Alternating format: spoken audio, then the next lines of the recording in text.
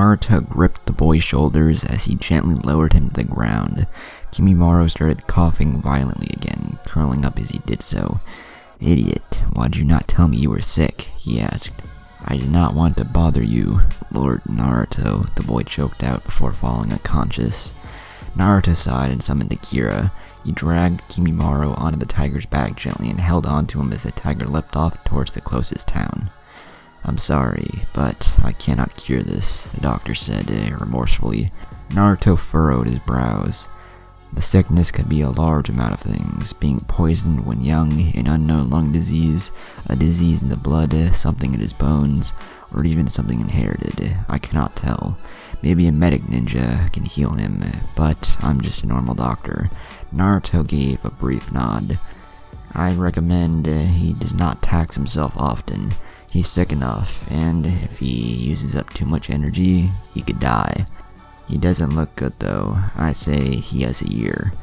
Naruto narrowed his eyes in thought until he saw Kimimaro coming from the hospital room.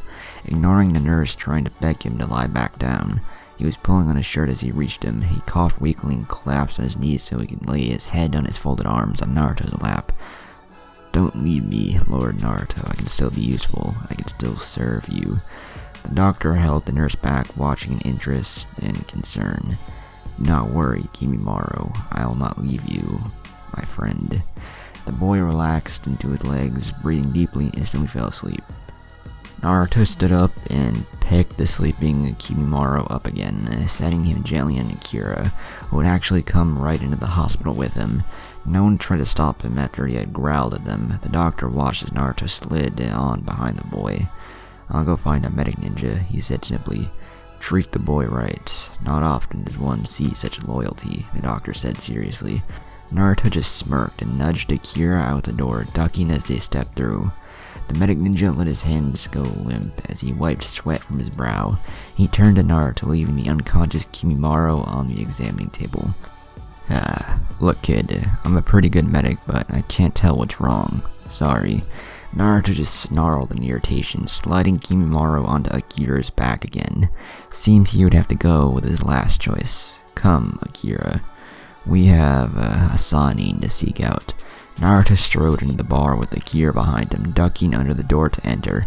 As soon as he did so, most of the bar froze in shock and fear. Many people quickly paid and left through another door, only the drunk and not so afraid staying. Naruto walked right up to a blonde woman and her assistant, sending the incoming barkeeper a glare, making the man back off. The woman looked up at him, calmly, analyzing him, as the brown-haired woman tightened her hold on a pet pig, glancing uneasily at Akira. His tiger seemed amused at her reaction and purposely stood right next to her. The pig burrowed into her shirt, shaking. Tsunade took a sip of her drink and looked him in the eye. "What can I do for you?" she asked. Naruto motioned to Kimimaro on Akira's back. As the boy was wearing white, he blended in well with the fur. Tsunade looked at the sleeping boy and raised a brow. "No one knows what he's sick with, but it's killing him." She perked up at the "no one knows." She, probably like any medic ninja, would accept a medical challenge. "You want me to heal him?" she stated. "I can pay well." Slowly she stood and moved to the tiger. She gently lifted Kimimaro's head so she could look at his face. She gasped as she recognized the lining around his eyes and the dots that showed he was a Kaguya. "I heard they had all died," she said. "He is the last," Naruto said simply. She looked at him sideways. "You aren't from Mist, are you?" It was suspicion. He quirked his lips. "No, I'm not really from any hidden village, as I've never graduated from the academy." It was true, he hadn't yet graduated. "Fine, follow us to our hotel," Tsunade said, evenly gently letting Kimimaro's head go. Naruto slid the boy off the tiger into his rooms and dismissed him. "I haven't heard of a tiger contract before," Tsunade said shakily. Naruto shrugged and followed Tsunade and the girl out the door. Tsunade stepped from the room, eyes glowing, a smirk on her lips as she started to write down on a clipboard immediately. "It's amazing," she breathed. Naruto raised a brow and coughed politely. "How is he?" he asked. "Oh, he'll live," she said absently. She smirked again and continued to write notes. Naruto raised a brow. Her assistant, Shizune, stepped from the room next, looking tired. She saw Tsunade smirking over notes and looked to Naruto. The disease was nothing more than his own chakra and bloodline feeding off his own body. He is very strong. His bloodline is advanced beyond even the last prodigy of their clan. He can literally do anything with his bones. Usually there should be a restriction on what he can do to his bones. How large he can make them, how many he can move, and how many he can pull out. Because if you're moved too many, he would of course be missing many in his structure. His structure would weaken in some areas would have no bones, but he seems to be able to instantly grow more bones, like super advanced healing. It is unheard of and absolutely awe-inspiring, she breathed. The only drawback was to so often use his bones, move his bones, grow bones, and change his bones. He was using a lot of energy. Bloodlines do use chakra, but not as much as one would think. They actually are a natural thing, and just use your own strength and energy. But as his was so powerful, it was slowly eating his body to work.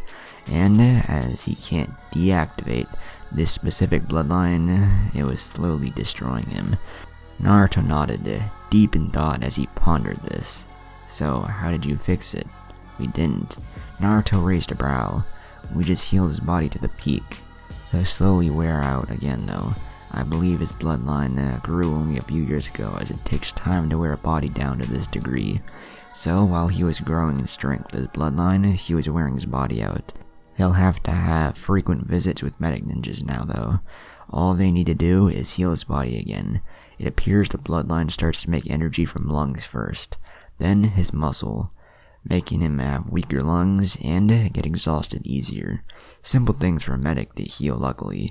He also needs to eat healthily and take as many vitamins as he can. He should be fine otherwise though. Naruto nodded, running a few things through his head. Then he glanced at Tsunade. She was busy poring over notes. He stood, finally, and moved to the room. He entered to find Kimimaro lying in a bed, breathing heavily, but awake.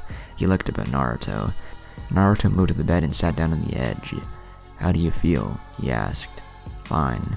There was a moment of silence. "I'm sorry, Lord Naruto," Kimimaro finally whispered. "I'm causing you to delay your trip, and I've become a burden. I heard them say I would need to visit a doctor often, and I know who that woman is. This must cost a lot. I have little need for money, so what better way to use it than on a loyal companion?" The boy just looked out the window. "I'm sorry." Naruto allowed him to apologize. Tsunade ruffled up Kimimaro's hair, smirking. Kimimaro let her do so with an emotionless look. "You be good, kid." Kimimaro scowled at her. Naruto then stepped forward and held out a briefcase. "Your payment is in there." The blonde's eyes lit up as she took it. She opened it and her jaw dropped. Even Kimimaro's eyes widened. "Holy crap, kid, where'd you get this?" she asked. Naruto shrugged absently. "While you were working on Kimimaro, I got bored and decided to try my luck at gambling. I won the jackpot." The woman choked in her own spit and snapped the case shut, gently putting it in Shizune's hands. "Good doing business with you," she said with a grin/smirk. Naruto gave a nod. "I never did get your name though, brat," she said. Naruto just smirked, and then Akira was beside them, and they were on his back. He sent the woman a mock salute before they were off, her shouts fading behind them.